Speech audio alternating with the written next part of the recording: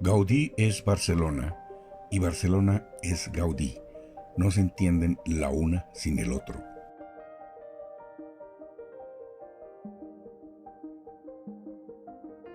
Por algo, 7 de las obras de Gaudí fueron declaradas Patrimonio de la Humanidad por la UNESCO. El Parque Güell, el Palacio Güell,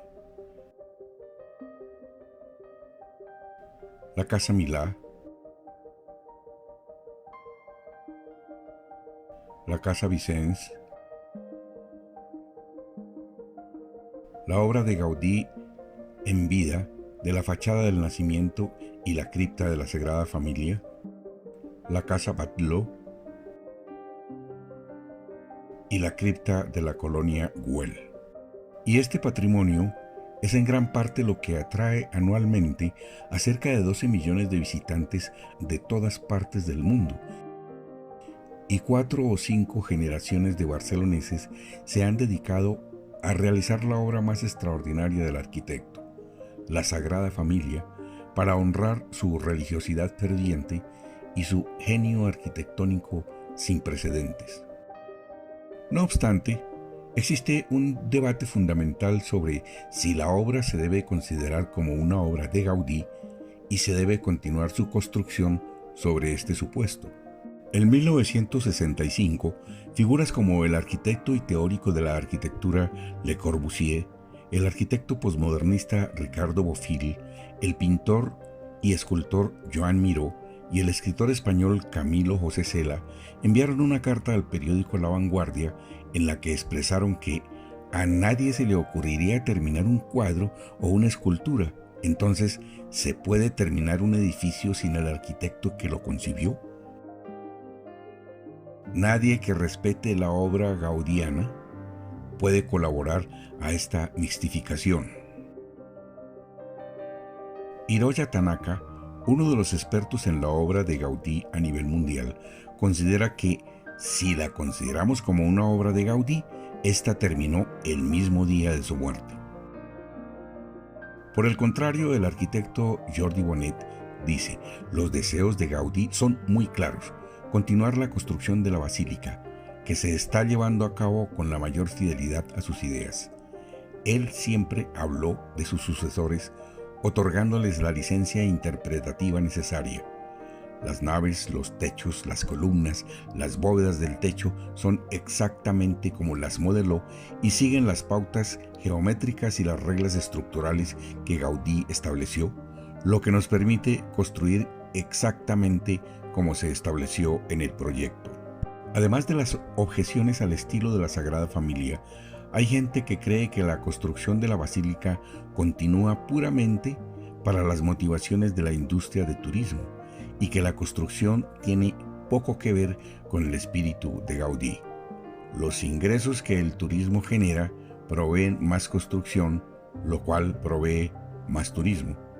Para nosotros es una obra de Gaudí estética y formalmente emparentada con las demás de su autoría que encontramos en Barcelona y que admiramos profundamente.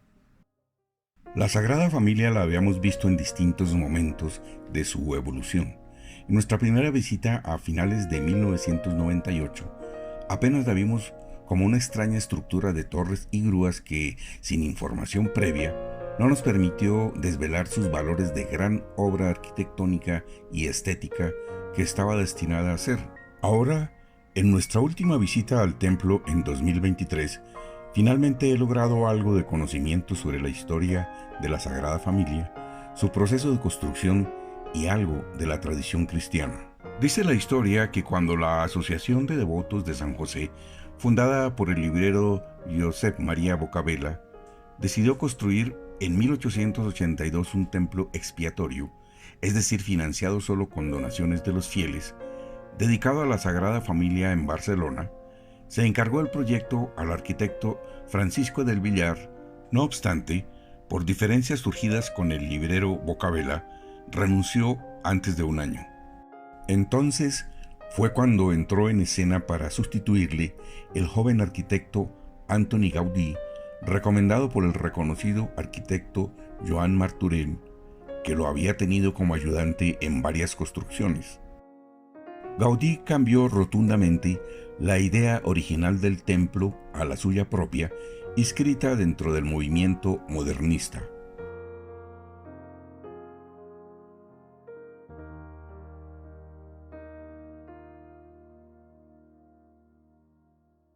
Su proyecto del templo es de 5 naves y crucero de 3, en cuyos extremos sitúa 2 puertas laterales para las fachadas del Nacimiento y la Pasión, más la puerta principal de la fachada de la Gloria. Su obra se comenzó a conocer por sus características especiales, basadas en las formas de la naturaleza, las cuales Gaudí las encontraba funcionales y bellas. Según sus palabras, el arquitecto del futuro se basará en la imitación de la naturaleza, porque es la forma más racional, duradera y económica de todos los métodos. El conde Güell le encargó en 1898 una iglesia para sus obreros en Santa Coloma de Cervelló, de la que tan solo pudo hacer la cripta, pero en la que tanto los soportes como las bóvedas están realizados en su particular lenguaje artístico del modernismo. Columnas retorcidas, profusión de arcos y bóvedas de ladrillo también retorcidos, una disposición intencionadamente diversa, manteniendo distancias importantes con el conservadurismo arquitectónico de la época. Sin esta prueba a gran escala, decía Gaudí, no me habría atrevido a utilizar todos estos elementos en el templo de la Sagrada Familia. Esta obra fue, por tanto, el experimento previo de la nueva arquitectura.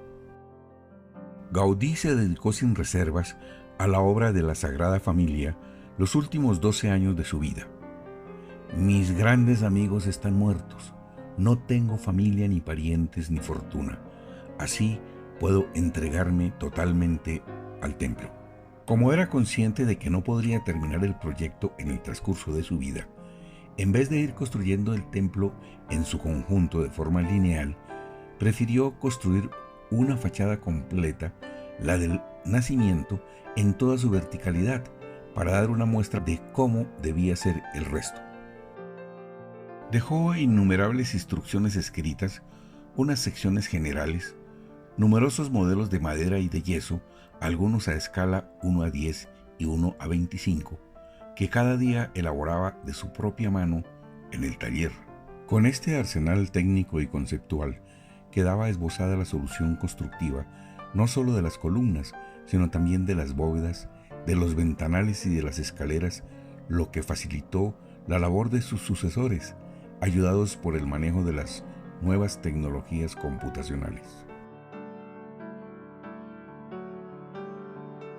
En 1926, año de su muerte, solo se completaron la cripta, el ábside y parcialmente la fachada del Nacimiento, de la que Gaudí solo vio coronada la torre de San Bernabé. Un voraz incendio destruyó el taller durante la Guerra Civil, pero se salvó la mayor parte de los planos y fragmentos de modelos con los cuales se pudieron reconstruir y actualmente se muestran en el museo que se ha instalado en el sótano del templo. Con base en todos los planos, dibujos y modelos que realizó, se conoce y se ha podido recomponer el proyecto de Gaudí, parcialmente convertido en realidad hasta la fecha.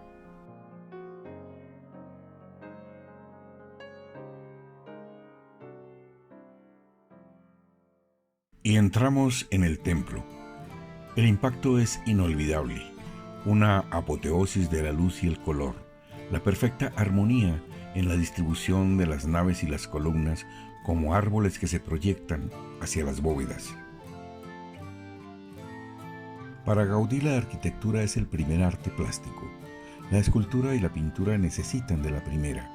Toda su excelencia viene de la luz. La arquitectura es la ordenación de la luz. Y aquí en esta zona, 2 grandes paredes laterales provistas de vitrales, realizados por el pintor Jean Villagrau. Estos, los azules, que se iluminan en las naves de Oriente, el amanecer, símbolo del nacimiento de la vida. Nos sorprendieron, pues no son la narración de historias naturalistas de la Biblia, de parábolas o historias de la vida de los santos, como en las catedrales góticas antiguas. Son de diseños geométricos abstractos y algunos con nombres significativos de la tradición cristiana en los ventanales circulares.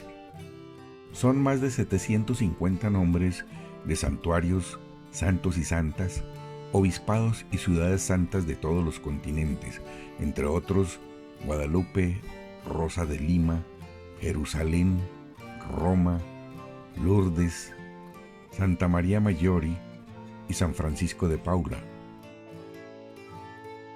Y estos son los cálidos rojos del lado occidental del ocaso, símbolo del clímax y del fin que ya viene. Al igual que en los azules, aparecen los nombres significativos en los ventanales circulares. Para nosotros lo principal fue la admiración de la belleza plástica y estética del conjunto. Es la realización estética de la idea de Gaudí cuando decía: las iglesias cristianas deben presentar al mundo muestras de una religiosidad auténtica arraigada en la contemporaneidad, que representen una síntesis de todas las artes. Y continuaba: la estructura interior del templo será un bosque en el que las columnas son los troncos y las ramas unas piezas inclinadas que se abren arriba en círculo para soportar las bóvedas, que son las hojas del gran árbol que reúna al pueblo para alabar a Dios.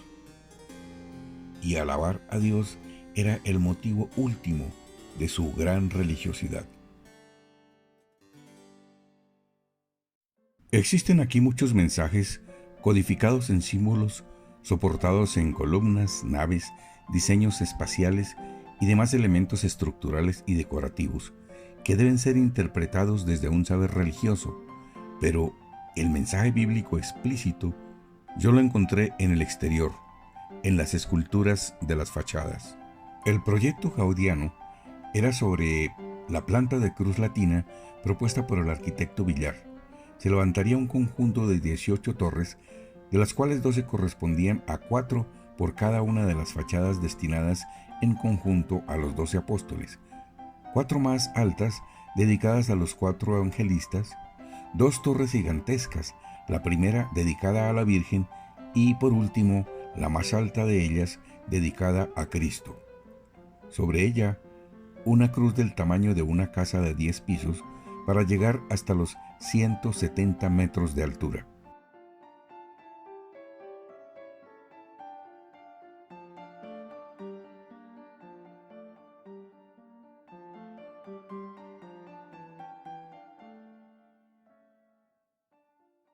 La fachada del Nacimiento está conformada por 3 portales: el de la Caridad en el centro, dedicado a Jesús; el de la Esperanza a la izquierda, dedicado a José; y el de la Fe a la derecha, dedicado a la Virgen.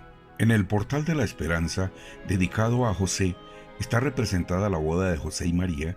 En el centro está José y Jesús, después la huida de Egipto y el sacrificio de los santos inocentes.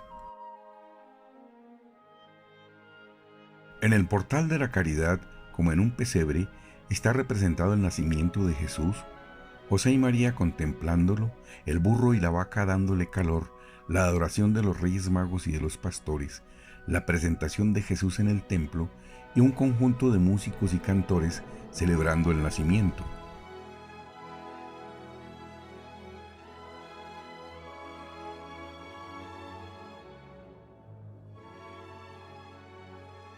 En el portal de la Fe está la escena de la concepción y el niño Jesús en brazos de Simeoni. Más abajo, Jesús predicando. Está la visita de María a su prima Isabel, y a la derecha Jesús trabajando en el taller de carpintería de su padre. De la fachada de la Pasión dijo Gaudí: esta portada le parecerá extraña a algunos, pero era mi intención que provocara terror, y para conseguirlo utilizaré todo cuanto pueda para lograr un tétrico efecto. Cuando al escultor catalán Josep María Subirachs le pidieron que creara la fachada de la Pasión de la Sagrada Familia, Representando los 2 últimos días de la vida de Jesús, sus 2 condiciones fueron que no imitaría a Gaudí y seguiría su propia creatividad y que viviría en el terreno de la iglesia como vivió Gaudí, a quien admiraba. Si bien se le concedieron estas 2 solicitudes, fue duramente criticado por sus elecciones formales. Estaba interesado en encarnar la visión de Gaudí y evidentemente lo logró, aunque con sus figuras menos realistas que las de la fachada del Nacimiento y con líneas rectas y angulares que no eran del estilo gaudiano. La fachada se compone de 6 columnas con forma de troncos de secoyas, encima 18 columnas con forma de huesos, y cada una tiene una letra con la que se conforma el texto en latín: Jesús Nazareno, Rey de los Judíos. Encima las 4 torres correspondientes a los apóstoles de esta fachada. Desde la parte inferior izquierda se representa la última cena, el beso de Judas con una serpiente a sus pies como símbolo del mal. En el nivel medio está a la izquierda el soldado que clavó la lanza en el costado de Jesús. En el centro, la Verónica muestra el rostro de Jesús marcado en negativo en la tela con la cual le limpió el sudor mientras él asciende al Calvario cargando la cruz. Arriba están los soldados jugándose a la suerte la túnica de Jesús y en el centro la crucifixión, con la luna como símbolo de la oscuridad de la noche y la calavera como el símbolo de la muerte. A la derecha se representa a Jesús con la corona de espinas, custodiado por 2 soldados, y al lado Pilatos dubitativo. Termina la escena con Pilatos lavándose las manos. Pedro compungido por haber negado 3 veces a Jesús, más arriba Simón el Cireneo que ayudó a Jesús a cargar la cruz, y arriba José de Arimatea y Nicodemo depositando el cuerpo de Jesús en la tumba.